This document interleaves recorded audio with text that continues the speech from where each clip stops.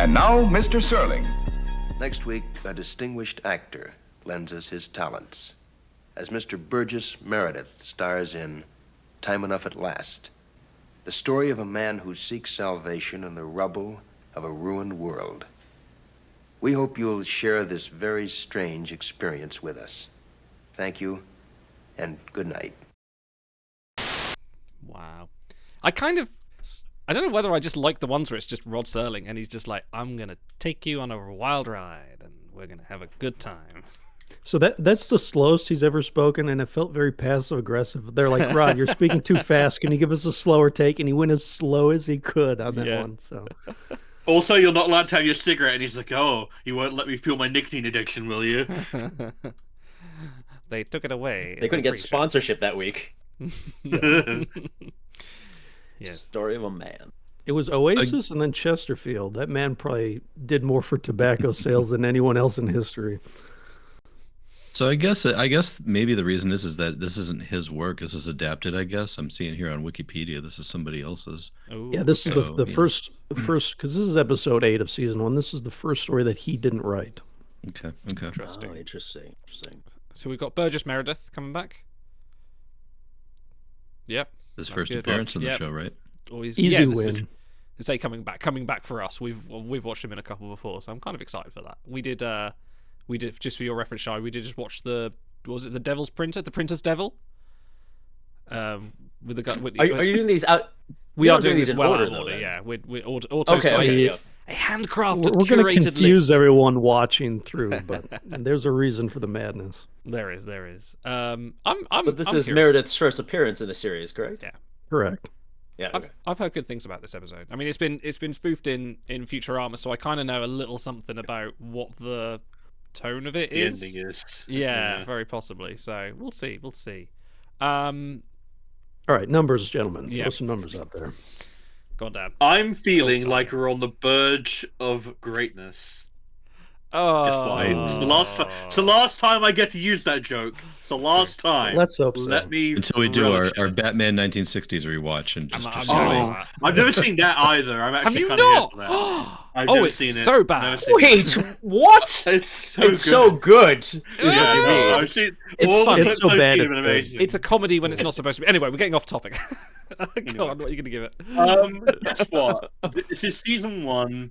We've got Burgess Meredith. I feel like I know the ending, which means that it's probably a really good one. I'm gonna go out swinging. I'm gonna go with 9 for this as a pre-rating. I'm gonna be optimistic. One of the So anybody out there can fact check me that the Nick at Night 1988 New Year's Eve countdown of Twilight Zone episodes may or may not have rated this as number 1 on their list. Oh wow! And for me, it's one of the very few that I remember implicitly from my childhood. I think this is an easy 10. Easy 10 from Dan. I'm gonna say it's a 10 for me because I've just heard so much good things. Wow. We've got Burgess Meredith, who you've now sold me on. We've got an iconic episode that you've just said is now number 1. I've got references that I know that even though I haven't seen the episode, which the only other time that happened, it was a cookbook. So I also rated that pretty highly. How about you, Shai? This is an easy 10 for me. This is by far my most memorable and favorite Twilight. This is the reason why I'm on this episode of Twilight. Trek. Fuck it. Yeah. It just has such a haunting ending. It's a character that I relate to, which is probably sad when you watch the episode. He broke his arm and it has too. that great. Yeah, exactly. Is that great? Well, in that great scene where he's telling Rocky to get back up and to not quit. He's a greasy, fast, 200-pound Italian tank. Yeah. Yeah. That's probably the best part of this Twilight Zone episode. Oh, wow. This is shocking me, but I'm gonna be the lowest one. I'm gonna pre-read this 8.5. Because I reviewed it recently, and I have a couple issues that I didn't have as a kid. Heel. Yeah, well, someone's got to balance it out. I'm already Either way, formulating it's arguments great. for an episode I haven't seen. It's going to be great. Let's watch it. That's right. Otto hates Star Trek, and he hates Twilight Zone. Let's watch. Let's go. Well known. All right, let's watch it.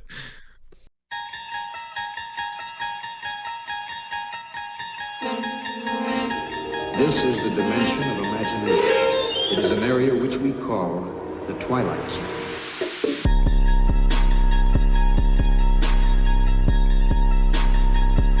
Finally, solitude. I can read books for all eternity. It's not fair. It's not fair. Wait, my eyes aren't that bad. I can still read the large print books. Ah, that's not... Well, lucky I know how to read Braille. Oh! Lois, you don't get it. The lesson here is that abusing alcohol has absolutely no negative consequences. You have your trophy, and my brain cells are just fine. Hello? Where is everybody? I'm the only brain cell left. Well, at least I have my books. No, that's not fair. That's not fair. There was time now. Oh, it's not fair. Welcome everyone to the Holodeck, our ongoing trek through things that are not Star Trek, as we continue our adventures through the Twilight Zone with Time Enough at Last, starring one young Burgess Meredith. I keep calling him Burgess Merideth for some reason. Burgess Merideth. The Bridges of Meredith County. Indeed, yes. Yeah, as always, Otto, please tell us why. I mean, it's going to be obvious, but why did this episode come in our order? By the way, the fact that we have Welcome Shaiporn, our first guest of the series, tells you how badly he wanted to get, to come on to watch this episode. This is probably the most well-known episode. So we've started first with our bucket of the classics, which you guys hopefully have followed along and watched. And then we're going to segue into the best of Burgess Meredith. And this one sits, on both shoulders here, because it is, like I said, the most well-known. Burgess is fantastic in it. We are recording out of order, so if you hear us talk about his other appearances in Twilight Zone, those will be coming up in the queue soon, but just, fantastic all around. Very good. Shai, since you are our esteemed guest this morning, why did I say this morning? Today. What fucking time is it where you are? Time enough at last. That's what. Shai, since you're our esteemed guest this week, please tell us. Do you remember watching this for the first time, and what were your experiences with the Twilight Zone in general? Because you're an avid fan.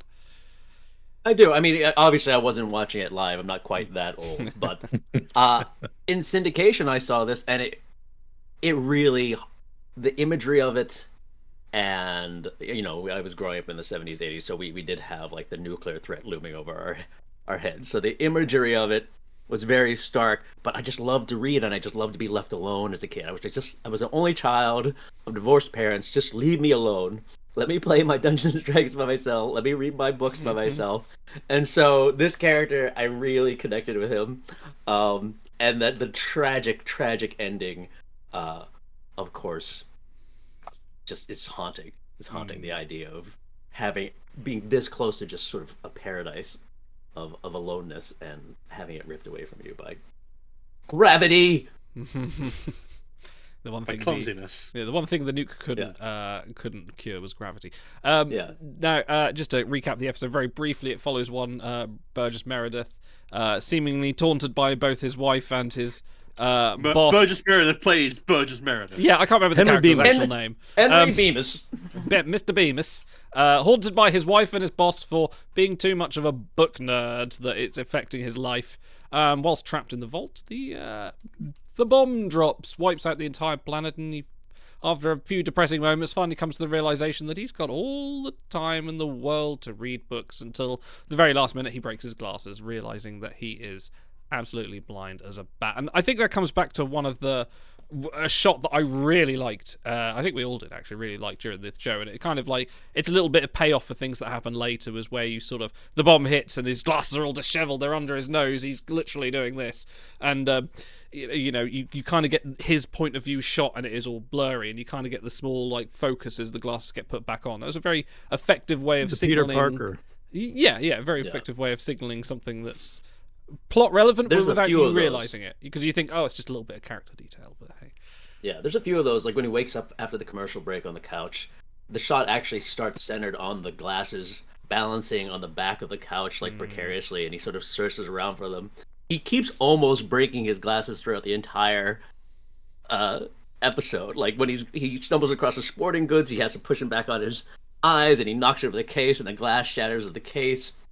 It's really, you're just waiting for something horrible to happen, and you don't know what it is, and then you realize it's been hinted at the entire time. Yeah, we've talked about Rod's hatred of subtext before, and we will again for sure. And this one kind of showcases his love of foreshadowing. Yeah, when he's in the vault and his little stopwatch shatters too.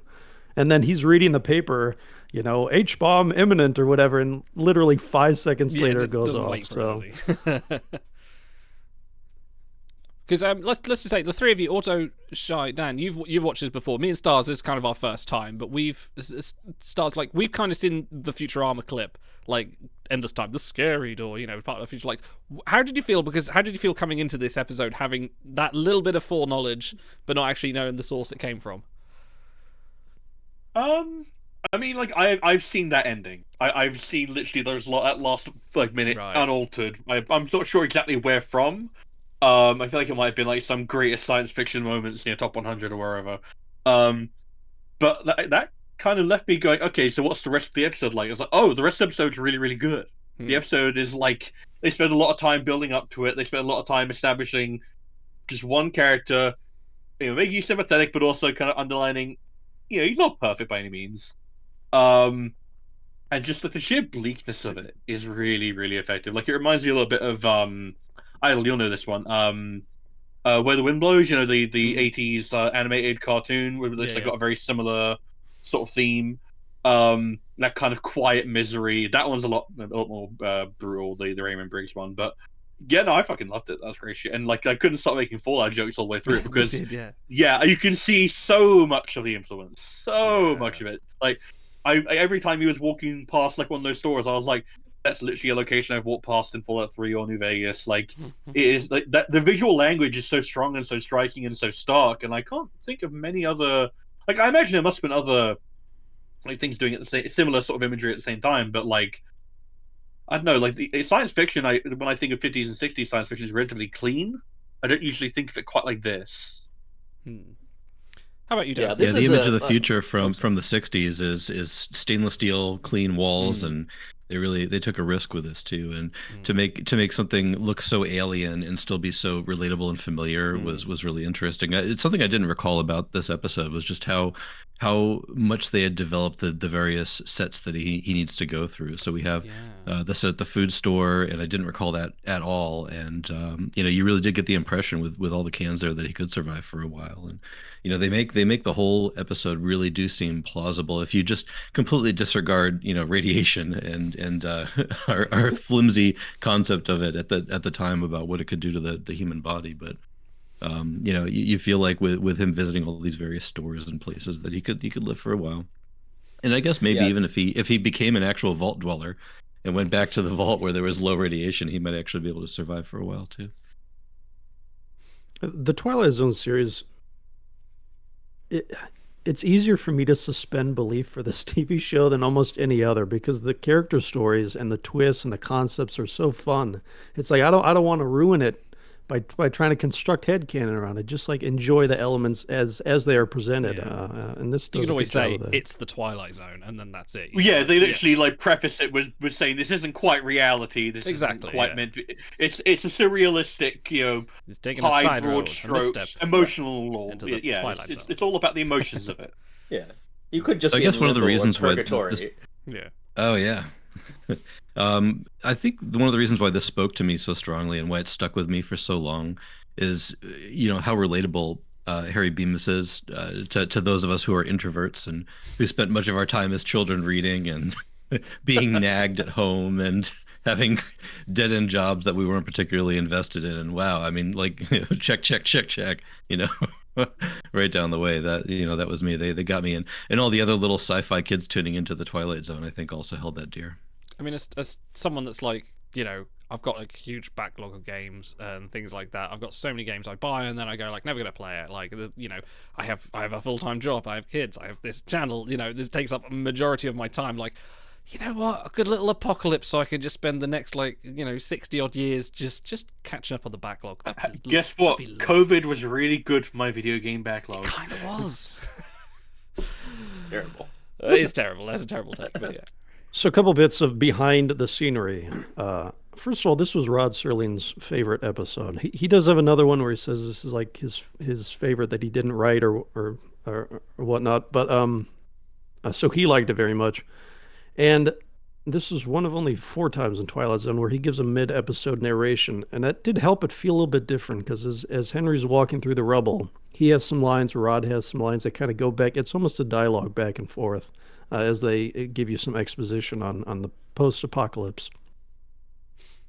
So let's talk a little bit about that, because something that was jarring to me a little bit was, so we're given all these scenes of desolation, and so in the middle of that we do get the narration, and we do get there's almost constant music throughout this episode too. We remarked on the music a few times, and so how do y'all feel about those choices to fill every moment of the episode with some sort of audio cue and not to allow any sort of silence there? Did that take away from you, or do you think everything was just right?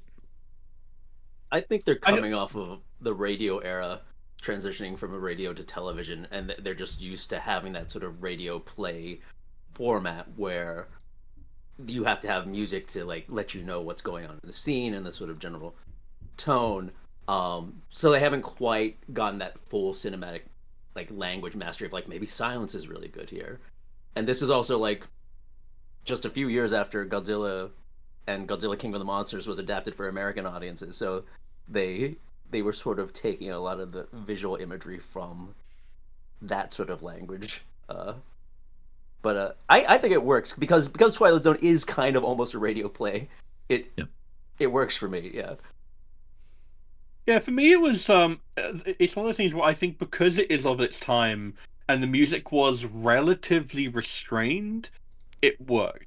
I feel like if you did the exact same thing nowadays, they would not be able to resist from having this gorgeously orchestrated, like probably like a Hans Zimmer score that was like very emotive, very good at telling you exactly what to feel and when and how.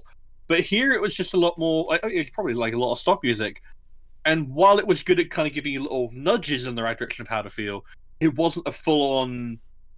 It's just background music to what Henry's going through. It is not a separate character. If you think of, like, say, like modern Doctor Who, where it's like how often you get like a full-on choir that's like, this is an epic moment, this is a sad moment. It's like no, guess what? You have eyes. You can appreciate the tragedy of what's going on here. The focus is on Henry and how he's going through it. We're going to give you like a little touch. I think like after the H bomb had dropped, and then there was a few scenes where he's just standing around the rubble, and it was silent. All you heard was the wind rushing in the background as he's staggering over these ruins, working out what's happened. That was quite effective, honestly. Like I love when people use silence or like near silence as a kind of a striking input, because we're so used to everything having a little bit of background noise or dialogue that when it is just quiet, you're like, oh, this is striking. Like it works. So they use a ton of stock music in Twilight Zone. If you're pushing out nearly 40 episodes per year, you have to recoup some budget somewhere. But they do. They probably have this labeled somewhere in a giant marker. But like the music when he's in work, da, da, da, da, da, it's like this industrious sort of. It automatically sets the mood, and then you'll hear lots of times reused either romantic music or terror stings. And we talked about in To Serve Man that da-da-la, da-da-la, when he gets pulled up in the spaceship, and they use that one a lot too. So it does do a good job. And then that silence wouldn't be as effective if they didn't have a lot of the other music. So maybe overusing that earlier on was to set the stage for this. When is the Otto sings the music of Twilight Zone episode, by the way? We're going to release That's what I'm looking forward to. Yeah. I also feel like with the music, like it's a good point you make of like alternating between heavy amounts of silence and heavy amounts of stop music, because like then Henry starts filling in the sound himself by talking to himself a lot more and more as time goes on, because he's obviously starting to crack. Which almost kind of creates the implication of that earlier music is like him trying to fill the gap, not with his own thoughts, but just like I'm trying to hear something. I'm trying to create a background noise in my own head so I'm not hearing just silence, almost like an implication of my brain is trying to process this in whatever way it can. Oh, it's giving me background music. I'll take that. I'll take that. it really is a credit to Burgess Meredith's like performance, because without him sort of filling out this character and creating all this visual business of this character, this episode's not nearly as interesting. No. You know, and he's always been a master of that, whether it's this or Batman or Rocky, or of course his greatest role as Galopulus from G.I. Joe the movie. He's always been great at creating characters. Yeah.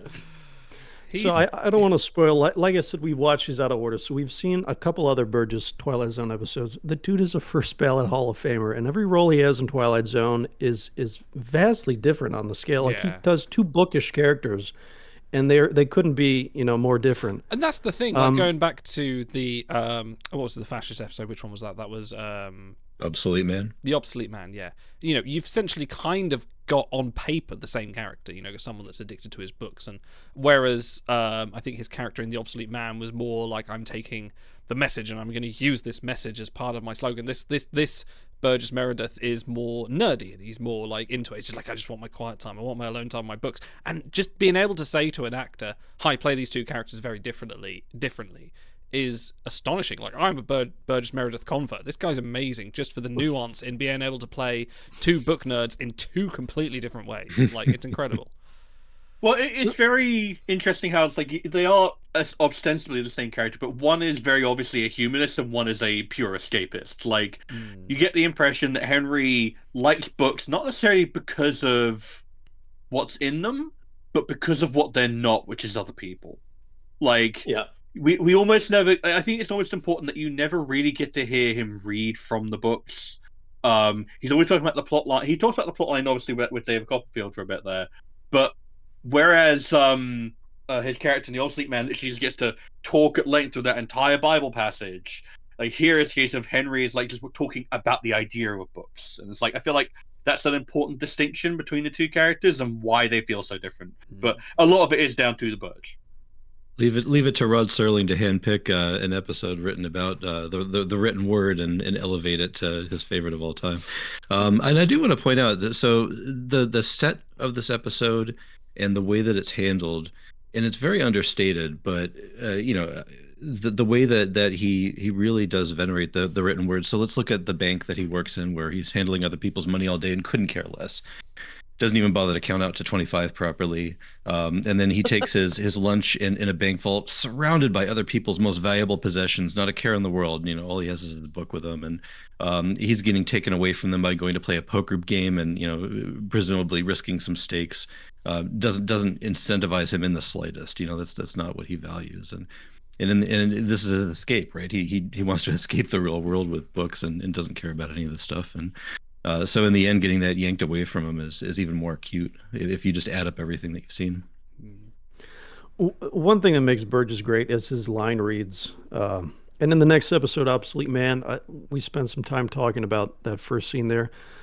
There's some good ones here. Where after the bomb goes off, if only there was something to do, and he's pounding on his leg. And when his wife says, Henry, what have you got?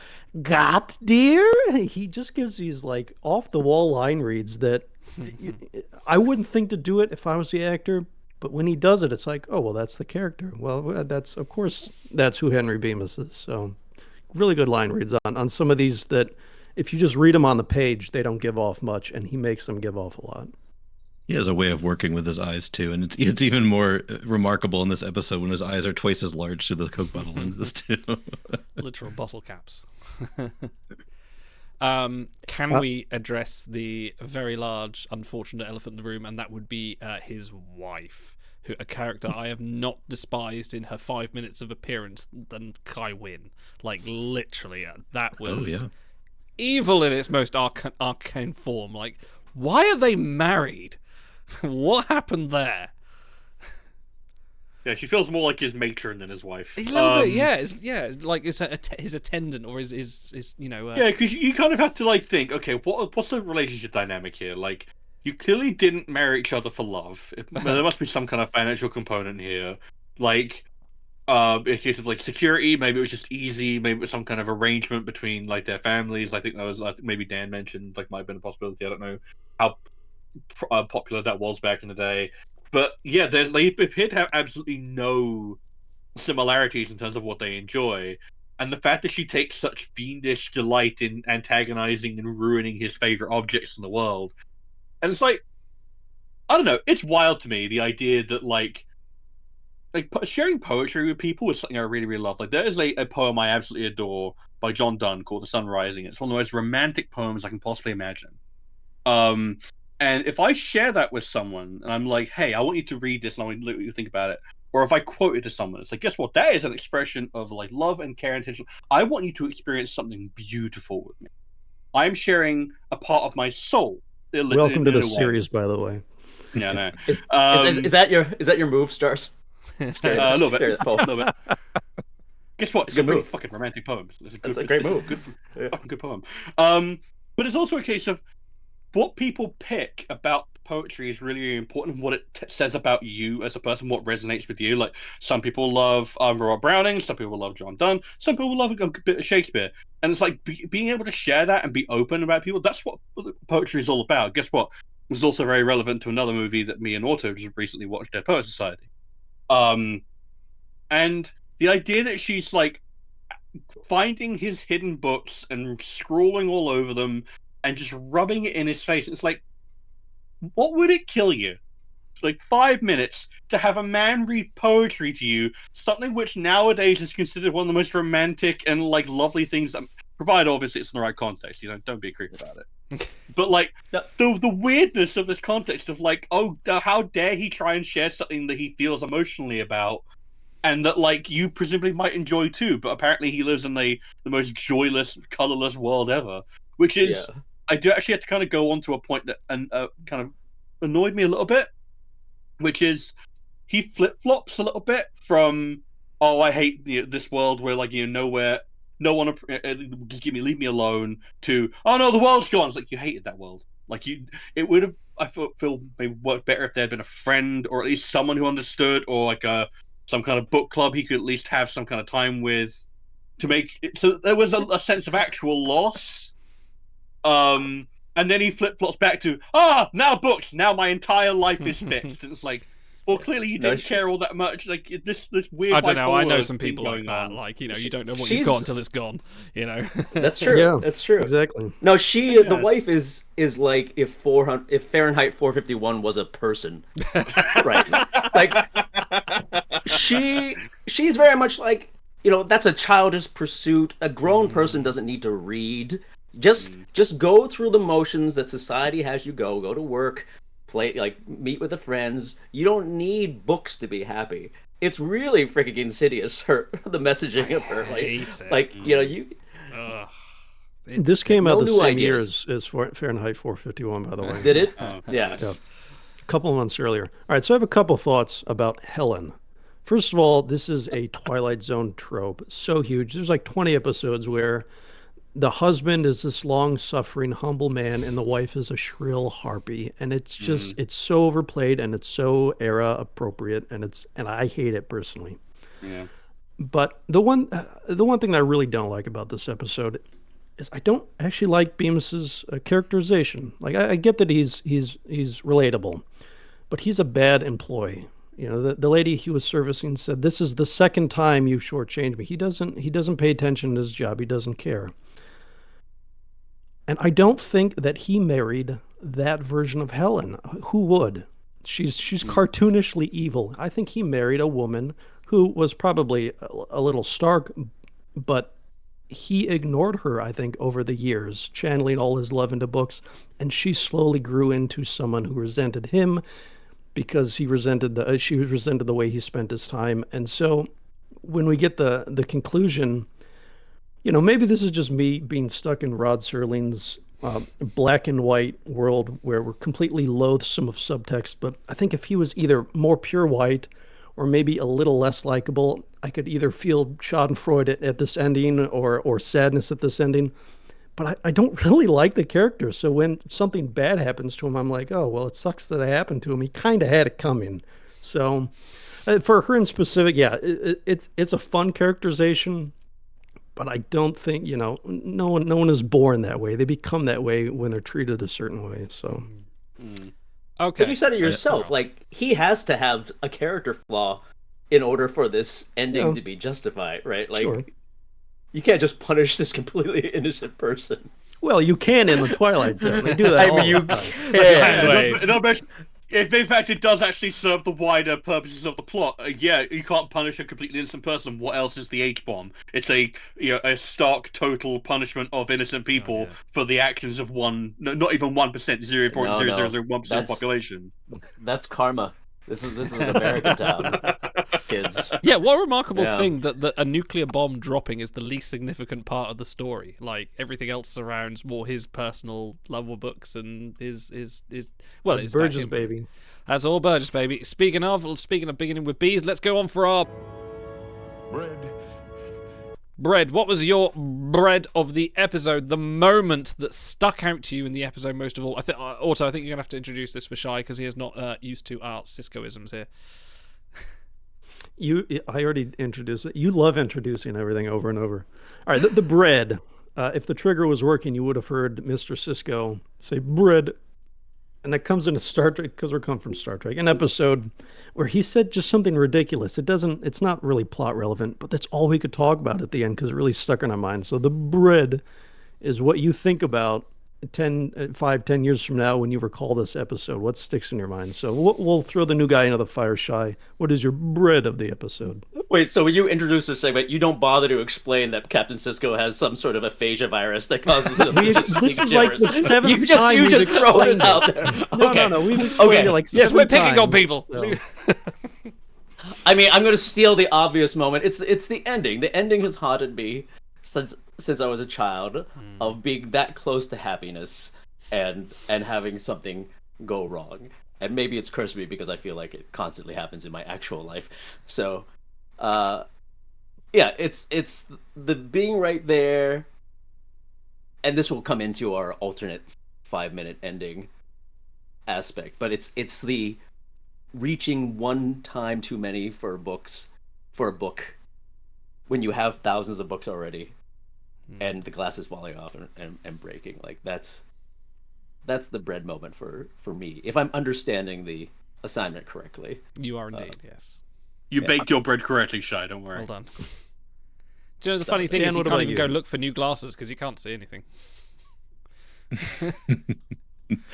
My favorite on rewatch, and something that really struck me out of left field watching this in the year 2024, is him as an employee sneaking a peek at whatever he was trying to read under the counter while he was working, and just thinking how relatable that is now with all of us with phones trying to do the exact same thing. Maybe in our retail jobs, not speaking for anybody in particular, but It's the alt tab. It's the alt tab of the 50s. Yeah. Boss key. Yeah, we used to use the boss key in the 90s. He actually has a book that looks like a spreadsheet. Stars, what's your bread? This is probably gonna be a bit of a nebulous one, but I can't not use it. It's kind of from similar to Dan's.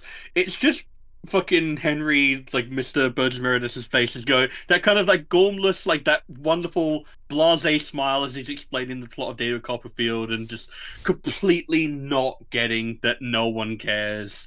Just like the simple innocence, the bottle cap glasses, the slightly too big mustache, the big old grin, like he inhabits that character. Like I think it was mentioned in The Printer's Devil, where like he went to that costume fitting. He's like, he just became the character the instant he wore the clothes. Like I can imagine something very similar happening here, where it's like, okay, what does Henry Bemis like dress up in? Okay, we're gonna go for this, go for that. I imagine there's probably a long conversation about bow ties, about suspenders, about this, about that, and then it's like, no, this combination, and then he became the character. And it's just the way he inhabits it, and the way that the mannerisms remain the same, but they subtly change over the episode. Just like, it's a very good physical performance. Like you called out the line reads, Otto, but it's this case of like, he has a great sense of physicality. He's like constantly touching the environment, making sure. Because guess what, we got a lot of like credit to the scenery here, but you have to have like confidence in your set building if you're going to have your actor lean on it and press on things. Always like, oh, a bit of a wobble here. You see that all the time in old Doctor Who. But like, no, he just uses the set to his advantage, and it really kind of sells just how helpless this character is in his like physicality, which I appreciate. Ironically, one of the goofs is he leans against some giant boulder and it like wiggles. So I didn't see that. No, Idle. What's your bread? Okay. My bread is definitely the wife. and when she scrawled on the book of poetry. No, but you know what it was? It's that, like, when she just suddenly, she's like standing behind the door for 5 minutes, he opens, and she's there, and she goes, "Go on then, read a book. Why don't you read me something?" And he's just like, "Oh, yeah, let's do it." And then she's just there grinning like the sick, sadistic person she is. Like, that's that's my bread. And that was like an hour of marking out that book. Like, Yeah, that wasn't that's- like she sit there with like a pencil. Like that really got to me. I'm just like, why would you do that? Why would you marry someone and then try and sabotage their life? But okay, that's a bigger topic. But anyway, Otto, what was your bread? It was exactly my bread. You ever watch those like forensic file murder mystery shows, and they say that the victim was stabbed like 75 times? And think about how much effort and time that takes to go over and over. And then you see this book. She didn't just cross it out with an X. No. She has 100 crosses on every page, and he flips page after page. She sat there just completely immersed in her hatred of books and presumably him to some extent, and just scroll. And it was like, that really illustrated how much, like, it came to life how much she hates books and Henry. So, yeah. Before we go on, a few more behind the scenes. To capture the explosion effect, director of photography George T. Clemens had the entire set of the bank vault built on springs so that both the camera and the set would shake at the same time. Oh, wow. So that's the kind of the extra mile for that gimbal work. I crazy. think I mentioned earlier, this was the first episode not written by Rod. This is episode 8 of the series, but he did do almost all the dialogue. The episode was adapted from a short story by Lynn Venable, which appeared in the January 1953 edition of Worlds of Science Fiction. In a 2012 interview, she told the reporter, "Someone once asked me, why do you write these things? Why do you like to scare yourself? I said, I don't scare myself, I scare other people," which I love. That was a good quote. That's very John Carpenter of him. Okay, let's go on to our... Well, if that's the best they could do, this should last about 5 minutes. 5 minutes. We will retrace our steps and figure out what's going on. You've got 5 minutes. Do it. Okay, what was your last 5 minutes? How would you rewrite them if you were in charge of this episode? Let's start with you, Dan. Well, I suppose if he thinks he's the sole survivor, I think his biggest injustice would be to find pockets of other people and have all of their needs start to impose on him. So he loses his glasses and has to leave the public library and manages to find his way to whatever local bank is there next to there, and finds a woman that's mysteriously a lot like Helen, and immediately starts nagging him upon revealing her from the so that's it. Just real simple. That's all I got. Oh, dude, Hardcore Fenton Mud, what have you been up to? Yeah. Literally, that was going to be my last 5 minutes, but okay, I'll quickly think of something else. Shall I? Go on. What's yours? I mean, this ending's so perfect. It's almost hard to change it. But I think you have to keep the sort of spirit of it, right? This is Elsa reaching for the Grail at the end of Last Crusade. It's a let it go indie, but he doesn't. So if it's not going to be reaching for the book that causes the glasses to fall, it's got to be reaching for a different book. Like he's got a giant tower of books, but then like on top of one shelf there's like he's got to reach one more book, and he's climbing up and then he just gets crushed under this mountain of books. So the thing that he loves kills him, right? Like knowledge, it's got that little Eden flare, like the tree of knowledge. It's just crushing him under the weight of books, and you just and it pans over his hand, and the book is open to you'll find some quote like Paradise Lost or something, like some final page where the final line is appropriate for the. I would love a shot-for-shot remake, because I heard a gasp or two when we see his boss dead under the explosion and just a hand reaching out. I would have loved like a shot-to-shot remake of that at the end where he dies in the same way. Be cool. Yeah. Exactly. That's what I was saying. Yeah, exactly. Go Otto. No, I always go last because I right. prep on these. I don't want to steal anyone else's. Okay. I'll jump in here and give you. I guess what I'd like. I've got a nice long one, so you have plenty of time to. I've already thought. I've also got a good. Go on. Yeah. Okay. Good. But I'll save you anyway. You can follow a shit. Don't worry. So he gets to the library, and Helen's there. And guess what? But here's the thing, okay? So we speed things on a little bit. His glasses break. He has this fucking breakdown, and then there's just a moment between them, and she reaches over, picks up a book, and just starts to read it to him.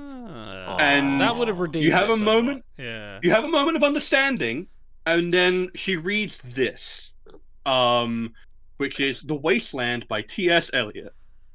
There is shadow under this red rock. Come in under the shadow of this red rock, and I will show you something different from either your shadow at morning striding behind you, or your shadow at evening rising to meet you. I will show you fear in a handful of dust. And then you get the same pan-out shot to the wasteland of the post-apocalyptic nuclear wasteland. And it's like, that way you have a spot of hope. These two found eventually a connection, but the world is still destroyed. And how long have they got? So there you go. You still retain some of that tragic element, but guess what? Helen gets a little bit of her own back. I like the idea of just like that's beautiful. That's probably one of the nicest last fives I've ever done on this show. Yeah. Guess what? I would have sworn you were going to have her burning books to stay warm and refusing to read him. Like, I was like, that's clearly where he's going. That's the Twilight Zone She ending. ties him up and puts him in the books and sets it all alight. Yeah, he's like, just read me something. No, Henry.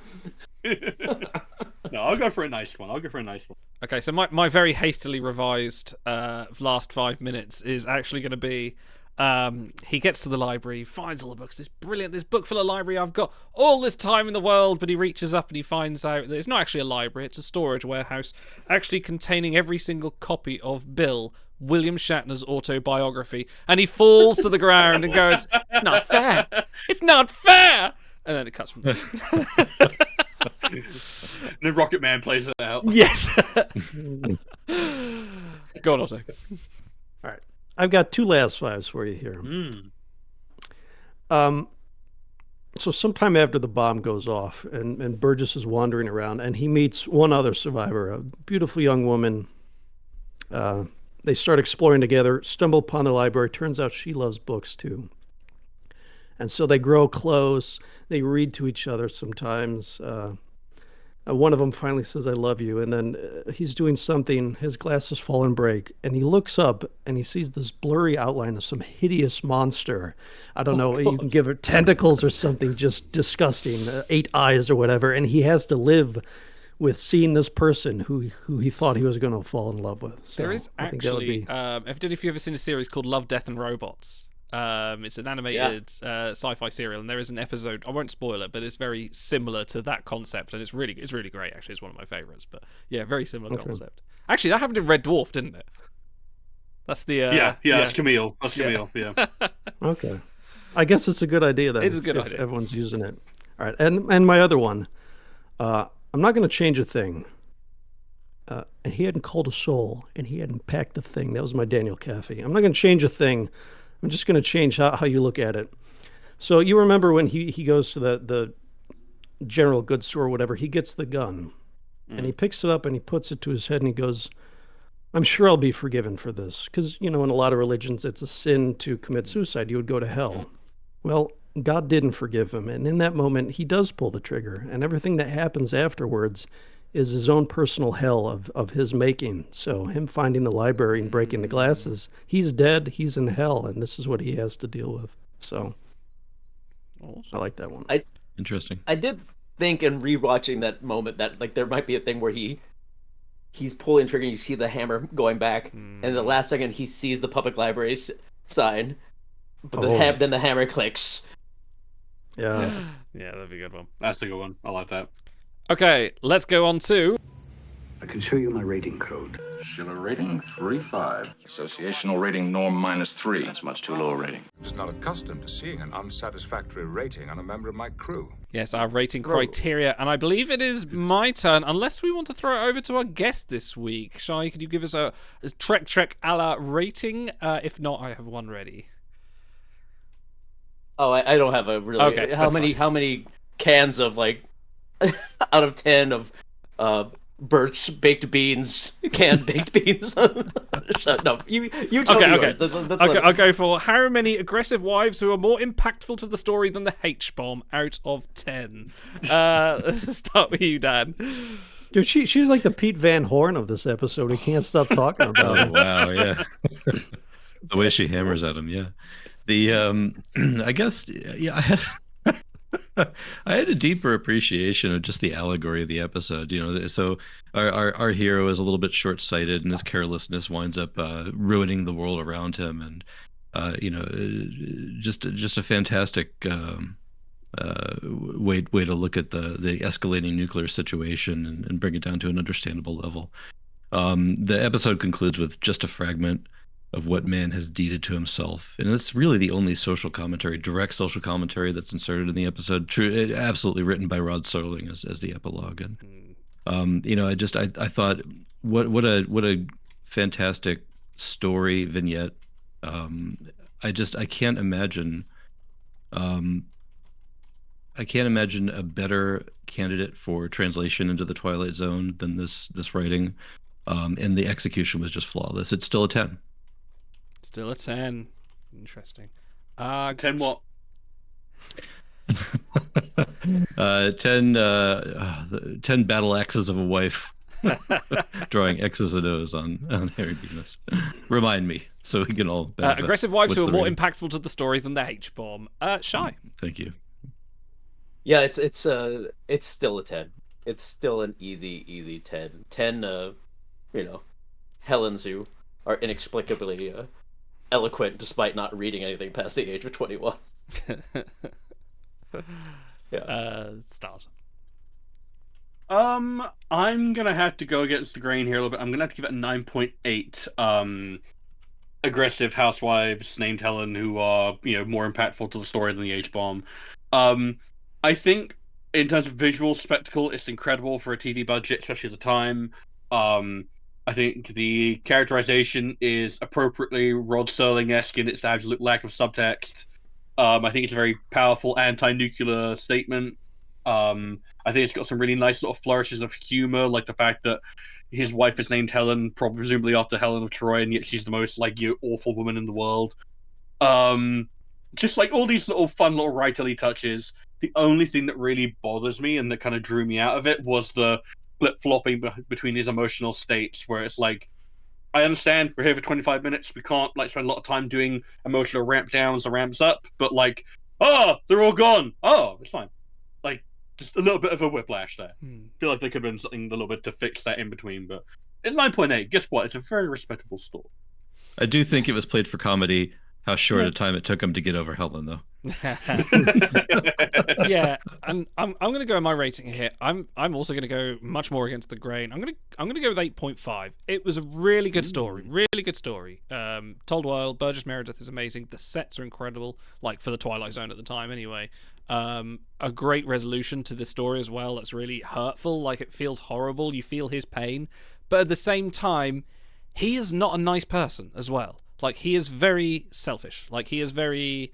he doesn't stop for one moment once the bombs drop to go oh my god, all this horrible life, I must search for survivors. No, it's all about me. He is very... he internalizes all his pain. Everything's got to kind of be about him and not resulting in why his manager hates him, why his wife hates him. And I felt like that character kind of got what was coming to him, which was a point of... But other than that, it was...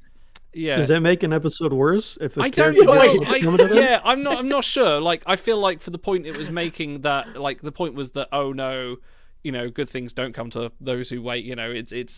He has all this time, and I thought it was just a play on just horrible irony as opposed to a character judgment. The gun to his head was probably the most humble outward facing moment he'd had, but even then he's still thinking, oh well, my life's terrible, God won't judge me, will he? Okay, no. So I felt like I could have I preferred a more sympathetic character, because I feel like even though he was horribly abused by his wife to the point where you should be calling some sort of national service and getting him out of there, but I didn't find him that parachute regiment to get him out. Yeah, exactly. Yeah, but overall the episode was extremely good. It is definitely one that I can see why it is regarded as amazing. So yeah, Yeah, not to argue with your rating, but let me argue with your rating. It's not a tragedy. It's not meant to be a tragedy. This is not a heroic figure that's fallen and flawed. It's a morality tale. So yeah, he's supposed to be flawed. He's supposed to get what it's coming to him. So Otto, go on. So 8.5 what? Oh, sorry, 8.5 aggressive wives were more impactful to the story than the H-bomb. Okay. Yeah, that's what I pre-rated it. And I do have some of the same struggles that you do with the characterization. I guess I would just like a little more cleanly if he was either a little more bad or a little more good, and it just sits right in that uneasy range for me.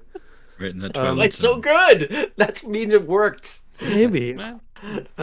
But yeah, it's just too charming. It's too well done. Burgess is a fucking acting god. So I'm going to bump it up to 9.5 Awesome. nagging wives who are less That's pivotal right. to the plot than the H-bomb. It's a great episode. Although I do have to say my one other issue with this is it is so public consciousness. I struggle sometimes to think how I actually think about the episode because I've been told for decades, this is a classic. This is so good. And it can be easy to separate my own feelings sometimes, but that's obviously not the fault of the episode. So awesome episode.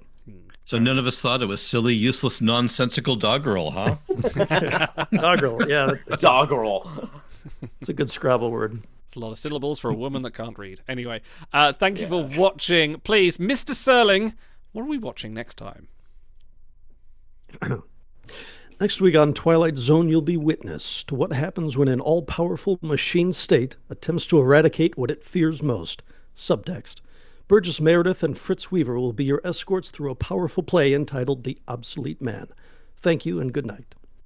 And we'll see you next time. Bye-bye. Stay reading. There you go, stay reading.